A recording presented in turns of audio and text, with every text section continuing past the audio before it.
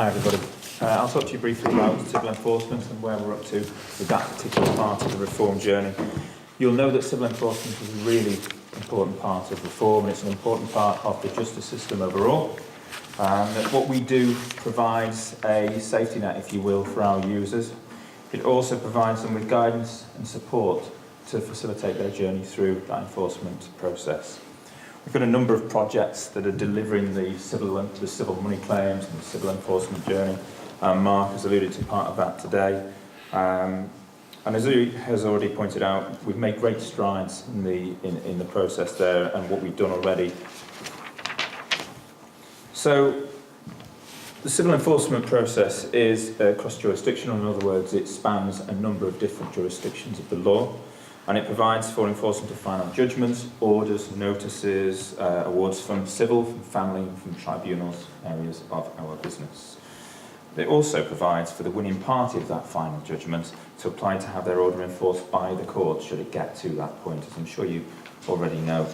Some figures now, if we can. So we can see here that over 600,000 enforcement applications are received by the courts every year. There are 7 main methods of enforcement open to those people who wish to have their application enforced. 89% of those are filed by bulk claimants, and 96% of our defendants are individuals. So you can just sort of feel for the makeup of our business, of our customer base, and who the people are that are using our service there. A couple of background stats on that. 98% of the enforcement applications that we receive come from CMC cases, civil money claims cases, the cases that Mark has just really well described to you. And 90% of our cases are as a result of a default judgment.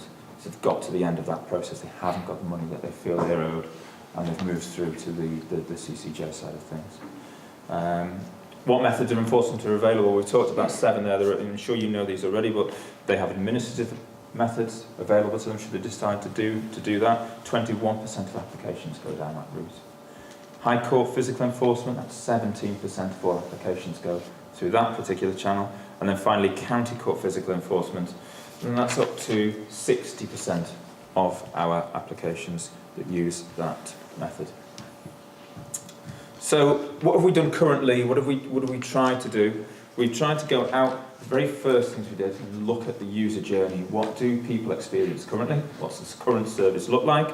And you could see, perhaps not so very clearly there, but actually it's quite a good example. That's a sort of obscure, very detailed, very much a sort of archaic language that we see on a lot of our forms at the moment. The writ form is one example, if you've ever had the misfortune to have to try and translate one.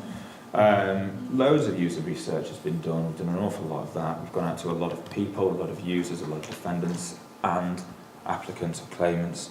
And they showed us clearly and without any doubt the obscureness of those forms, difficulty they've had to use it, the complications that the language provides to them, and ultimately that they're just confused. So we want to improve those aspects. We want to use a technological service, very much like Mark has already showed you, on the civil enforcement side of things, to make that journey a little bit easier for them and a little bit less complicated, because it doesn't need to be that way. So we've got those pain points, and if we move on, we'll see some, we're trying to avoid bullet points, but occasionally we just can't resist it because we're civil servants, as you know. So here we are, we're just really trying to understand that there's a lot of users. How do we get their points of view across? How do we understand what they want? So we've gone to 67 different users in total, across 9 different groups that we'd like to refer to them as. We wanted to understand their thinking, and we wanted to get a really clear end-to-end picture of their journey. So we've been guilty, I think it's fair to say, of splitting the process up and saying, here's civil money claims. This is what you do at the start of your journey. And here's enforcement, and we're going to deal with that bit separately. But actually, for a lot of people, for everybody, if you have the misfortune to have to go and enforce your claim, then that's just one continuous process for you. It's not a disparate set of things that are happening. And so we're trying to get more streamlined in our thinking, and we're trying to understand what users are going through when they're having to deal with the process end to end. So 160 respondents, 9 user groups, as I've said. The complete civil enforcement service currently has 10 different types of guidance. There's online, there's manuals that Mark suggested earlier on, paper, you can have both, you can have one, you can have the other, 63 different forms, take your pick, application forms, written orders, 13 different writ forms, of course, and that doesn't include the Welsh versions. So there's all of that added in if you decide that you are, or you want to be, or you are a Welsh speaker. The guidance for defendants and for claimants, we found insufficient guidance online that explains that civil enforcement process to them adequately.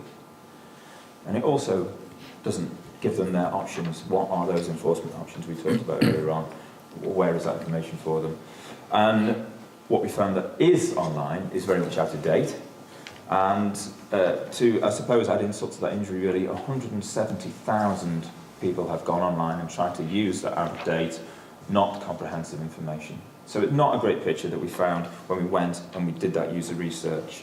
But what we did understand, I suppose, is that those people are engaging with the service online. There's clearly a demand online for them to find their information. They want the forms there. They want it all easy to access. So we want to design a service based on the needs of our users.